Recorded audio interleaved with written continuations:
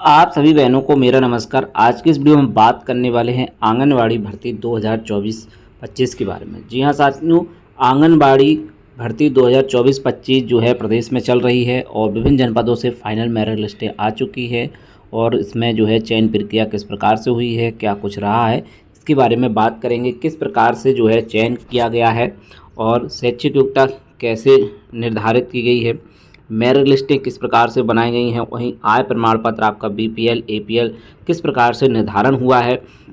बहुत सी ऐसी चीज़ें हैं जो कि आप सभी को नहीं मालूम कि किस प्रकार से जो है चयन की प्रक्रिया हुई है, क्यों चयन नहीं हो पाया है। तो आज की इस वीडियो में इसी पर बात करेंगे। एक जनपद की मेरिट लिस्ट जारी हुई है, इसमें सारी चीज़ें बताई गई हैं। साथ ही साथ उस मेरिट लिस्ट में जो भी चीज़ें सामने निकल करके आई हैं उसके बारे में बात करने वाले हैं और मेरिट लिस्ट को भी देखेंगे जो है किस प्रकार से मेरिट लिस्ट बनाई गई है। तो यहाँ पर आप देखें, आंगनवाड़ी कार्यकर्ती सीधी भर्ती हेतु चयन प्रक्रिया से संबंधित महत्वपूर्ण बिंदु। तो पहला इसमें रहा है कि आयु सीमा 18 वर्ष से 35 वर्ष होनी चाहिए।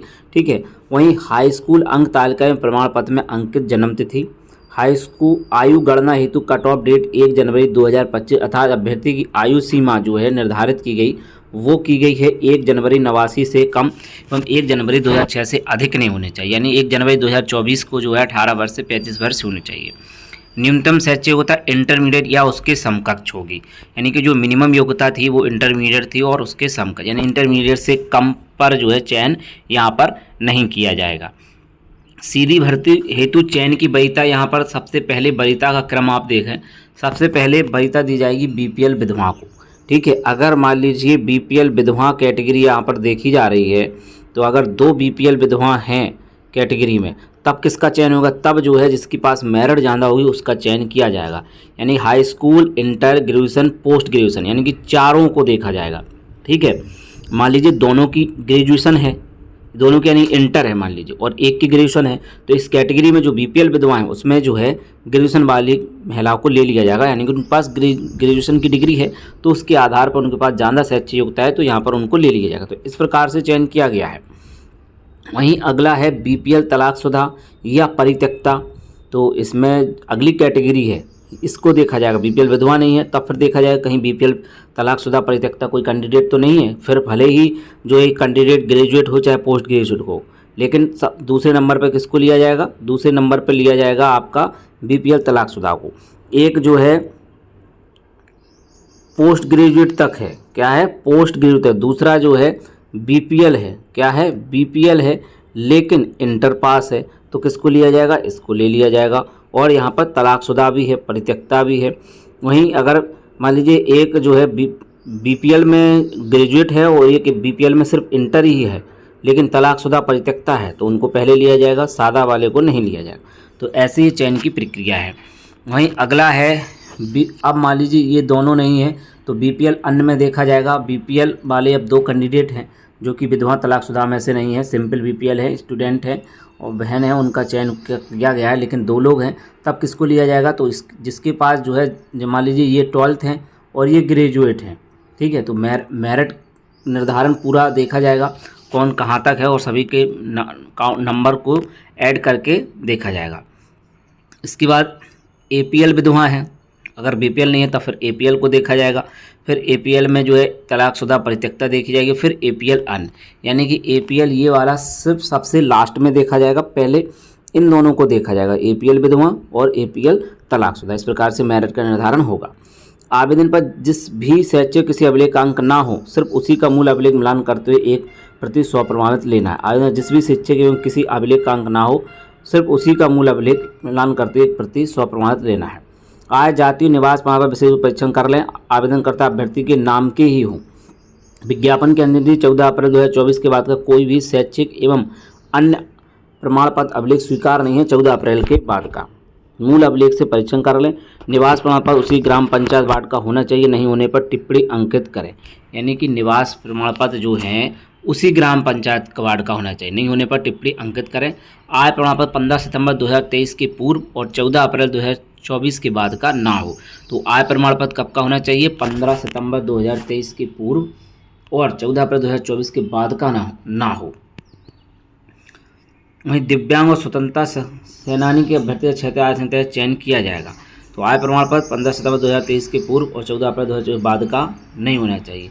इसके पहले का नहीं होना चाहिए, उसके बाद का नहीं होना चाहिए। वहीं पीएच 4%, फ्रीडम फाइटर 2% गणना के नियमानुसार प्रमाण पत्र मान्य होंगे। तो फिजिकल हैंडीकैप का 4% और फ्रीडम फाइटर का 2%। विधवा हेतु ग्राम पंचायत कार्य संबंधित नगर निकाय द्वारा निर्गत मृत्यु प्रमाण पत्र एवं परिवार पंजिका प्रमाणित नकल लगेगी। वहीं तलाकशुदा परित्याग संबंध मान्य न्यायालय द्वारा निर्गत विधिक आदेश मान्य होंगे, विधिक आदेश। वहीं ईडब्ल्यूएस सर्टिफिकेट सक्षम स्तर पर तहसील से ऑनलाइन जारी हो। फ्रीडम फाइटर हेतु प्रमाण पत्र जिलाधिकारी स्तर से ऑनलाइन जारी हो। दिव्यांगता का लाभ कम से कम 40% होने पर मिलेगा, प्रमाण पत्र मुख्य चिकित्साधिकारी से ऑनलाइन जारी हो। तो ये चीज़ें यहाँ पर बताई हुई हैं। तो फ्रीडम फाइटर, पीएच का हो गया, ईडब्ल्यूएस का हो गया। अब आगे बात करते हैं आय के संबंध। तहसील द्वारा निर्गत नवीन विज्ञापन तिथि 14/3/24 है, अर्थात आय प्रमाण पत्र 15 सितंबर 2023 के पूर्व का ना होना चाहिए, 15 सितंबर 2023 के पूर्व का। ऑनलाइन डिजिटल आधार निर्गत आय प्रमाण पत्र ही मान्य होंगे जिनका ऑनलाइन सत्यापन संभव हो। गरीबी रेखा हेतु आयकर निर्धारण समाज कल्याण विभाग के शासनादेश संख्या 22 2015 21 23 26 2015 दिनांक 14/9/2025 के अनुसार होगा। जो ग्रामीण क्षेत्र में है उनको 46,080 तथा शहरी क्षेत्र में 56,460 प्रति परिवार वार्षिक आय निर्धारित किया गया है। तो गरीबी रेखा है तो यानी कि बीपीएल का कार्ड तभी मान्य होगा जब आय जो है बीपीएल के लिए 46,080 होने चाहिए। ये ग्रामीण क्षेत्रों के लिए, ग्रामीण क्षेत्र में बीपीएल कैटेगरी कम मानी जाएगी जब 46,000 का वार्षिक आय अगर आपकी है और ग्रामीण क्षेत्र में है। अगर 46,081 है, 46,082 है तो आप जो है बीपीएल में नहीं आकर के एपीएल में आएंगे ग्रामीण क्षेत्र में। वहीं शहरी क्षेत्र में 56,460 प्रति परिवार वार्षिक आय।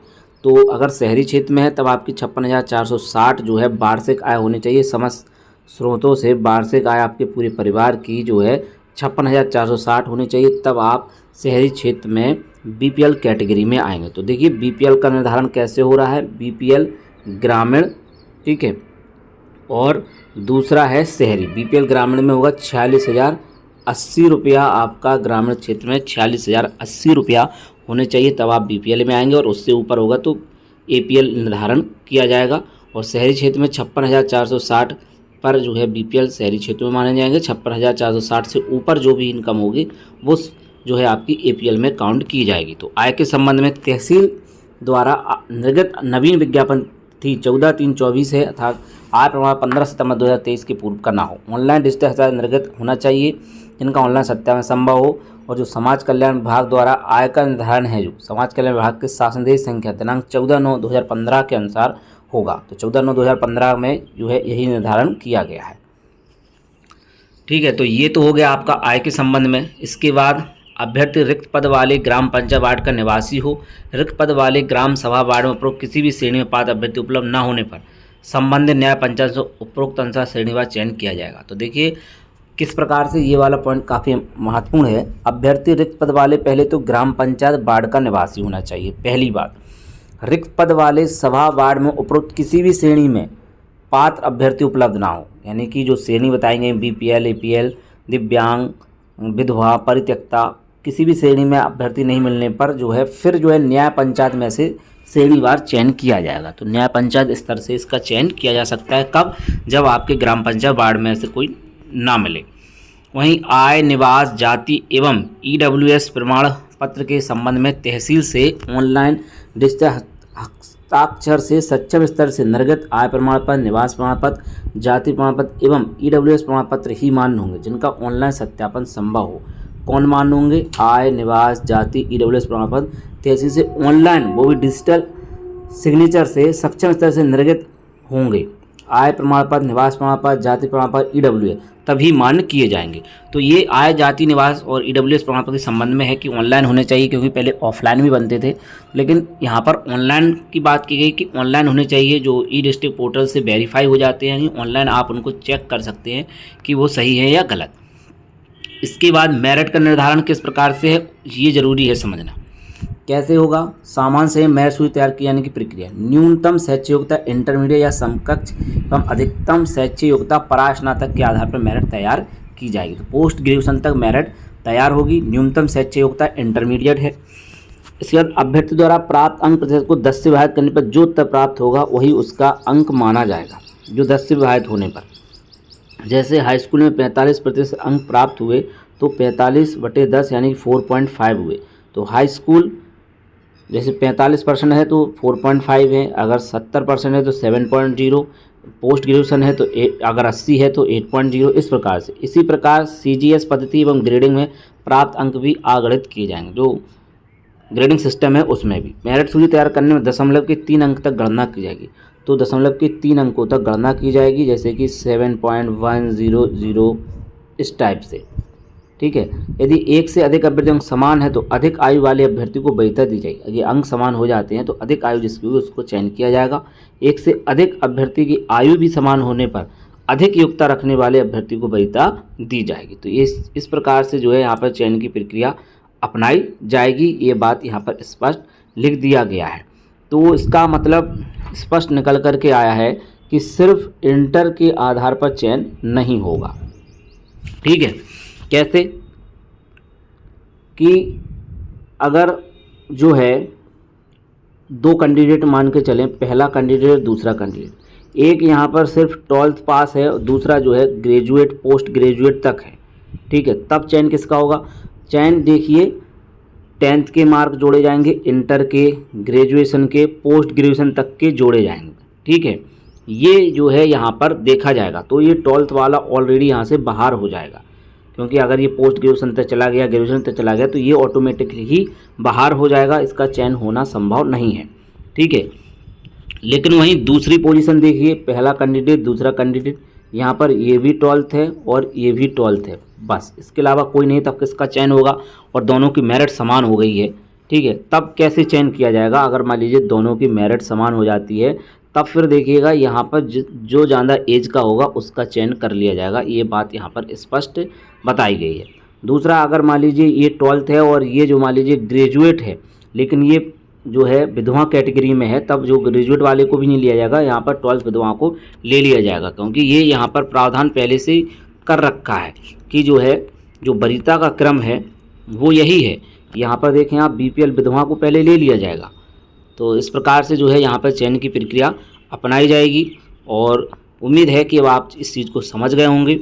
सिर्फ इंटर पास से जो है सिलेक्शन नहीं हुआ है, वहाँ पर आपकी पोस्ट ग्रेजुएशन तक के अंक देखे गए हैं, और क्यों देखे गए हैं उसको आप समझ सकते हैं किस आधार पर। न्यूनतम योग्यता इंटर पास, बिना इंटर पास के आप फॉर्म नहीं डाल सकते कि हाई स्कूल में आप फॉर्म डालें, नहीं, इंटर न्यूनतम योग्यता है। मेरिट तो आपकी पोस्ट ग्रेजुएशन तक बनेगी, लेकिन न्यूनतम योग्यता इंटर है। इसका मतलब ये नहीं है सिर्फ इंटर के आधार पर ही जो है आपका चयन हो जाएगा। मान लीजिए एक बंदा जो है पोस्ट ग्रेजुएशन है तो पोस्ट ग्रेजुएशन वाले को नहीं लिया जाएगा, बिल्कुल लिया जाएगा।